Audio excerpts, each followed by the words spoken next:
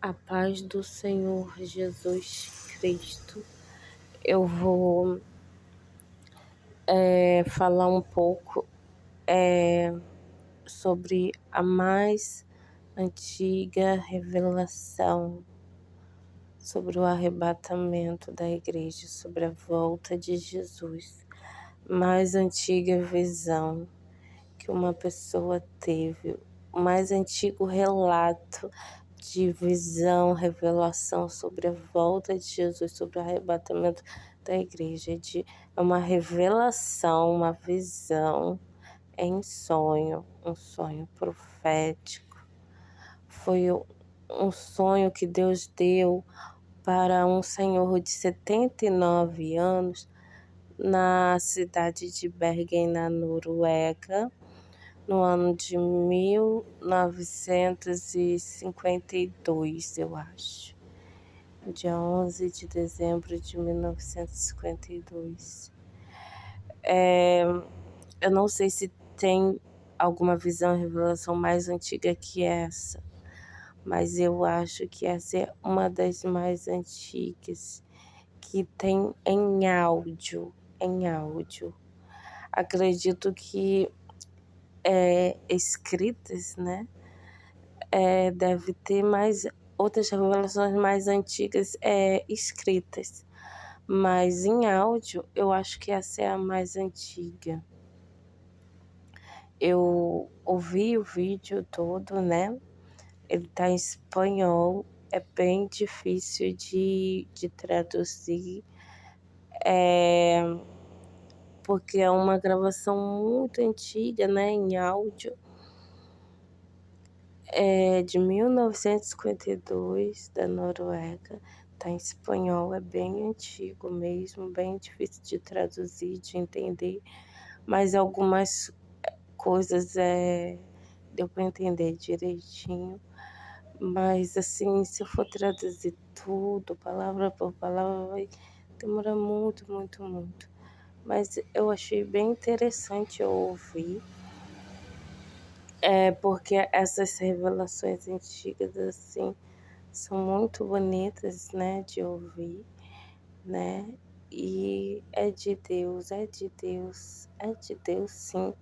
Eu posso até colocar o áudio original, o vídeo original para vocês aqui no meu canal, ou na descrição do vídeo, ou nos comentários do vídeo, ou no meu próprio canal mesmo, né, para vocês poderem ouvir, né, porque tem gente que entende espanhol, tem gente que não entende, né. Eu entendo assim um pouco espanhol, assim, não muito, mas um pouco.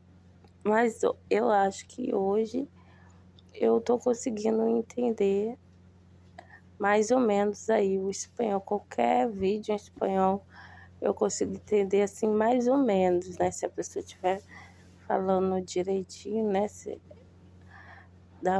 Eu consigo entender assim mais ou menos. Então, o que eu percebi é que as revelações e visões e arrebatamentos, todas as revelações em espanhol, elas são muito, muito, muito impactantes e impressionantes. Às vezes até mais do que as revelações em português. Por isso que às vezes eu me interesso muito mais por ouvir as revelações e testemunhos em espanhol do que português. Mas eu ouço em português também, tá, gente? Eu ouço todo tipo de revelação. De todos os países. Então, eu vou fazer um resumo, mais ou menos, do que eu entendi da revelação, os principais pontos, os pontos que me chamaram mais atenção, os pontos mais importantes da revelação que eu vou estar traduzindo aqui. O que mais me chamou a atenção, os pontos mais importantes que eu achei para mim, tá? Mas depois vocês podem ver o vídeo original. né? Porque ele sempre dá algumas instruções. Então, assim, a revelação, eu acho que foi uma revelação, uma visão em sonho, um sonho profético de um idoso de 79 anos na Noruega, no ano de 1952. Um idoso, ele teve um sonho, só que ele ficou impressionado com aquele sonho, e aí ele não sabia que aquilo era uma revelação de Deus. Ele não sabia. Ele ficou impressionado com aquele sonho, não sabia que era uma revelação de Deus. Eu até não sei se realmente era um sonho, se era uma visão, ou se era um arrebatamento, né? Mas ele diz que era uma revelação. Aí ele teve aquela revelação, né? E ele não sabia que era uma revelação de Deus. Ele ficou impressionado com a revelação, mas ele não sabia que era uma revelação de Deus. Aí ele esqueceu, mas aí ele ficou impressionado com aquilo, e aí ele pediu para Deus: Deus, se isso é uma revelação de Deus, então me mostra de novo.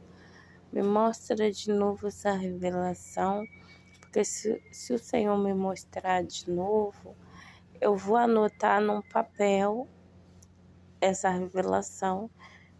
Eu vou anotar no papel, né, para poder deixar guardado, mostrar para as pessoas. Só que não tinha como ele anotar no papel, porque ele já tinha esquecido a revelação. Porque ele achou que era coisa da cabeça dele, coisa da imaginação dele. Ele não sabia que era uma revelação. Aí Deus deu a mesma revelação para ele de novo, pela segunda vez. A mesma revelação que ele teve na primeira vez. Ele teve a mesma revelação, igualzinho, a mesma revelação pela segunda vez. Deus deu pela segunda vez a mesma revelação para ele. Aí ele falou assim: agora eu acredito que isso não é coisa da minha imaginação, que isso é uma revelação de Deus. Agora eu posso anotar no papel. Ele anotou tudo no papel, a revelação. Aí a revelação era assim, ó. Começava assim, ó. Primeiro Jesus voltou mais ou menos na parte da manhã, 9 horas da manhã. Aí quando as pessoas acordaram, né, 9 horas da manhã, elas já acordaram 9 horas da manhã com a notícia, né? A notícia em todos os meios de comunicação, né? A notícia foi se espalhando, né, nos jornais, nos noticiários, nos rádios, de que algumas pessoas tinham desaparecido. Algumas pessoas tinham desaparecido. E aí, no dia a dia, assim, no trabalho, em casa, no trabalho, as pessoas iam percebendo que algumas pessoas tinham desaparecido. Só que aí eles não sabiam por que algumas pessoas tinham desaparecido. Aí eles começaram a ligar os pontos. Quem foi que desapareceu? Quem foi que desapareceu era justamente aqueles evangélicos que falavam de Jesus, os cristãos, os crentes, mas não eram qualquer cristão, qualquer crente, qualquer pessoa evangélica. Aí eles começaram a ligar os pontos. Qual o tipo de cristão que desapareceu? Porque não era todos os cristãos que tinham desaparecido, não era todas as pessoas que tinham desaparecido. Era um tipo, era só um tipo específico de cristão, de pessoa que tinha desaparecido.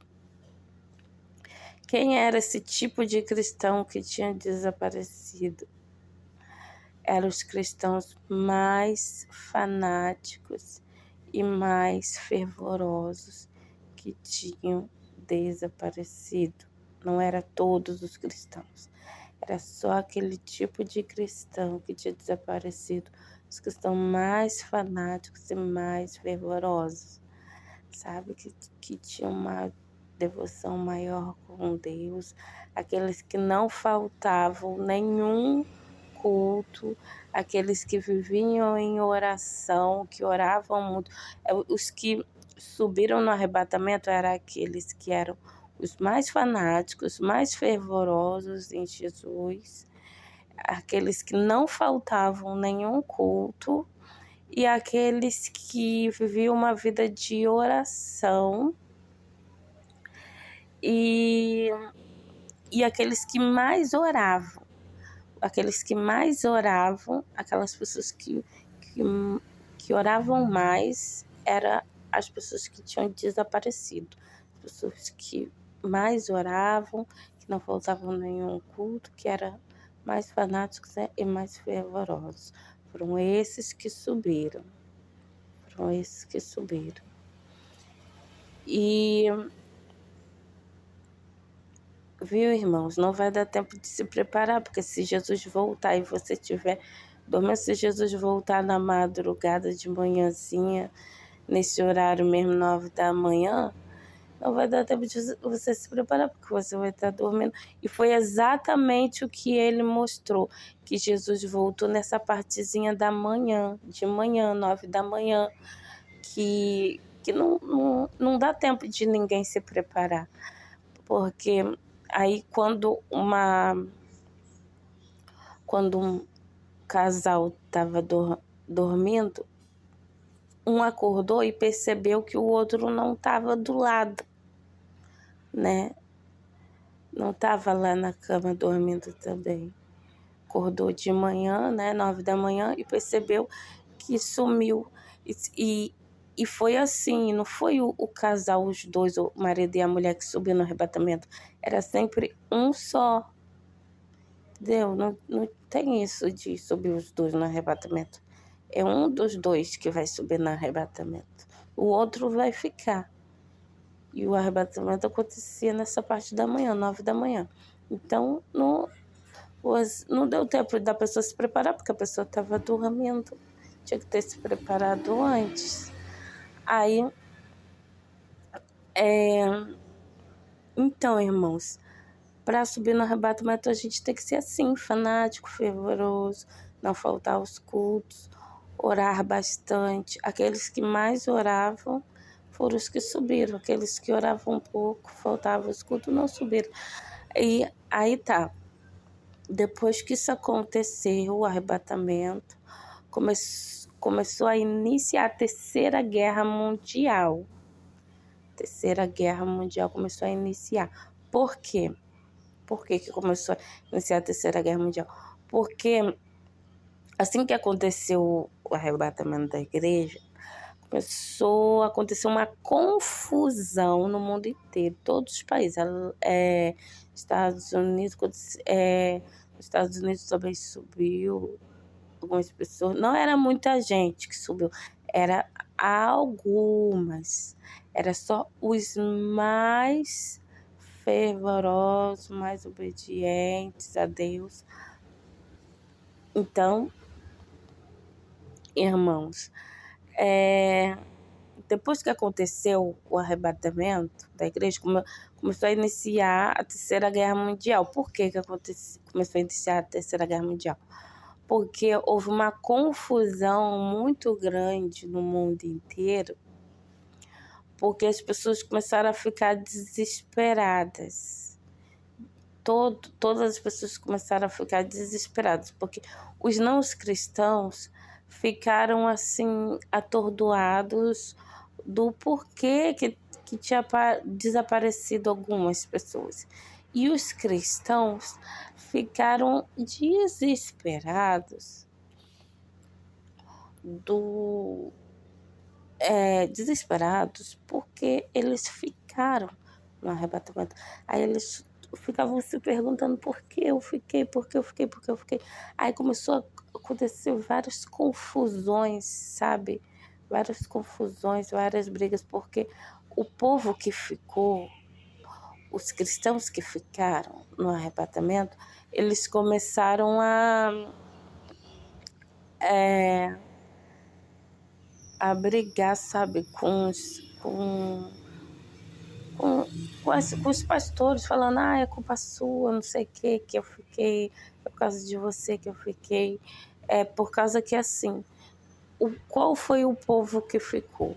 Principalmente o povo que estudava teologia. Todos que estudavam teologia ficaram no arrebatamento, porque os que estudaram teologia começaram a reclamar, a brigar, a fazer uma confusão, falando assim, mas o meu professor de teologia não me ensinou isso, mas esse ponto da doutrina, esse ensinamento não foi ensinado para mim, não foi me ensinado dentro do estudo da teologia, da faculdade de teologia, do curso de teologia.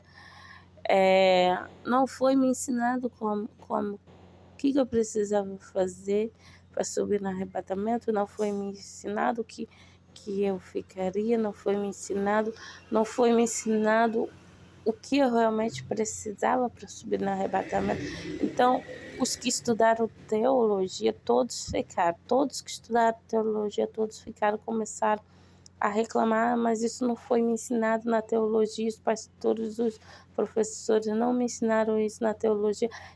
Eles começaram a brigar sobre esses pontos de doutrina, discutir sobre esses pontos de doutrina que não foi ensinado a eles, que todos que estudaram teologia não foram ensinados do que precisava para subir no arrebatamento. E realmente a teologia não ensina isso.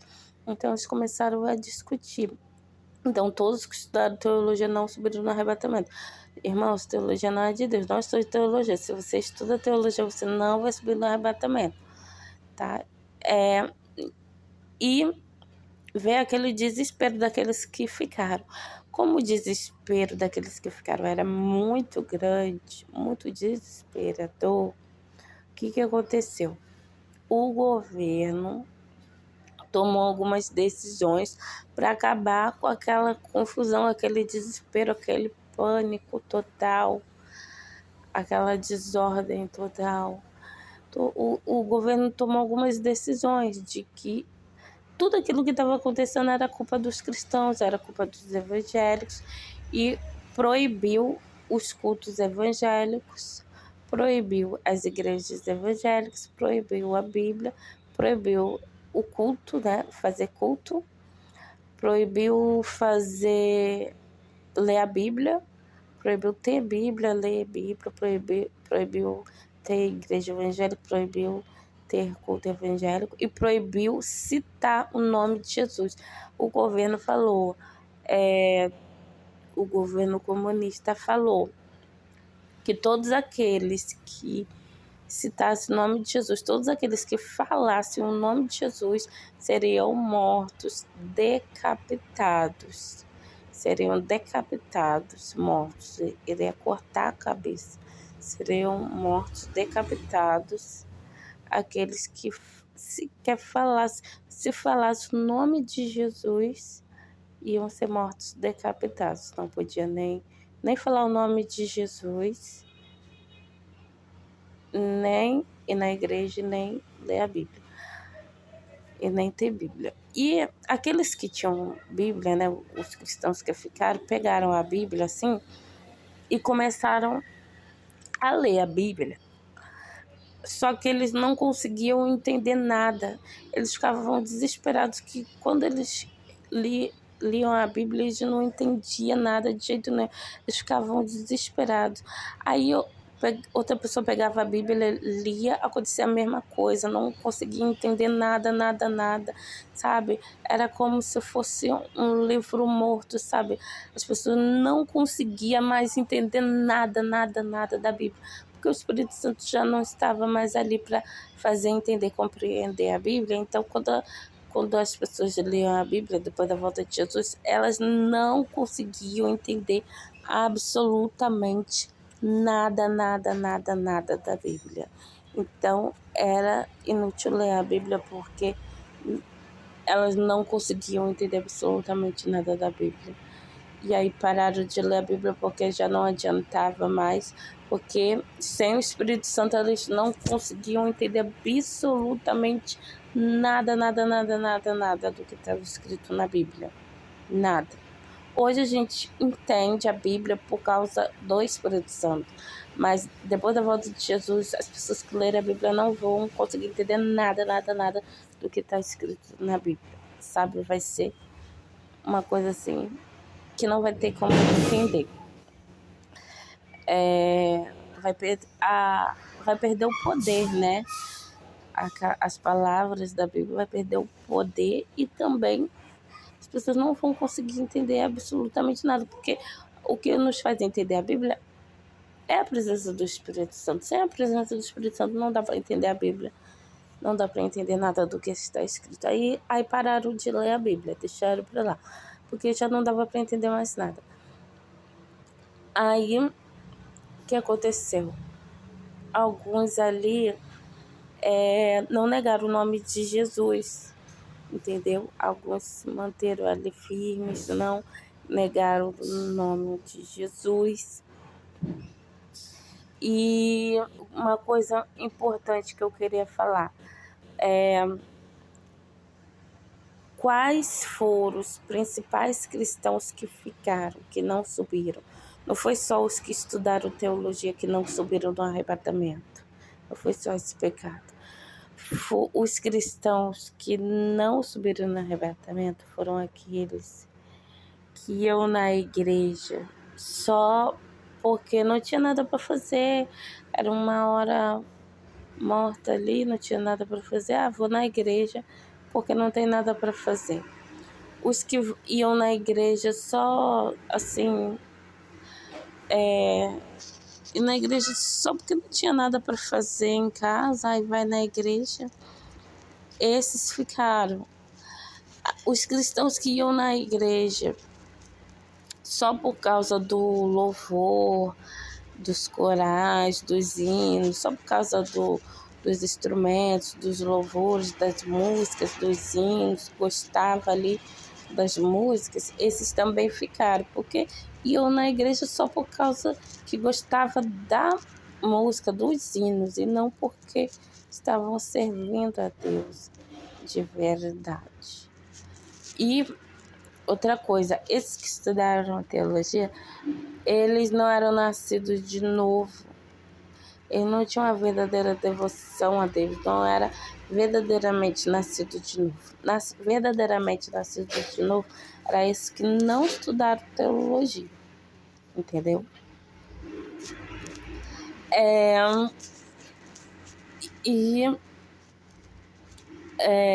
Então, as pessoas que iam na igreja por outros propósitos, porque não tem nada para fazer em casa, porque eu gosto da música, porque eu vou conversar com os meus amigos lá, iam na igreja por outros propósitos e não de verdadeiramente buscar Jesus, obedecer a Jesus, esses ficaram, esses que iam na igreja por outros motivos, iam por ir, né? E não por verdadeiramente obedecer a Jesus.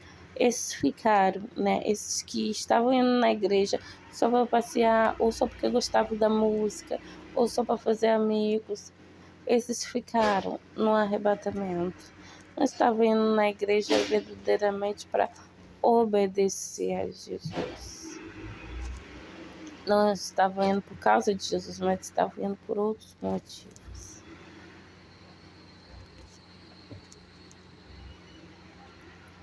Então, no final ele deu uma instrução, né, que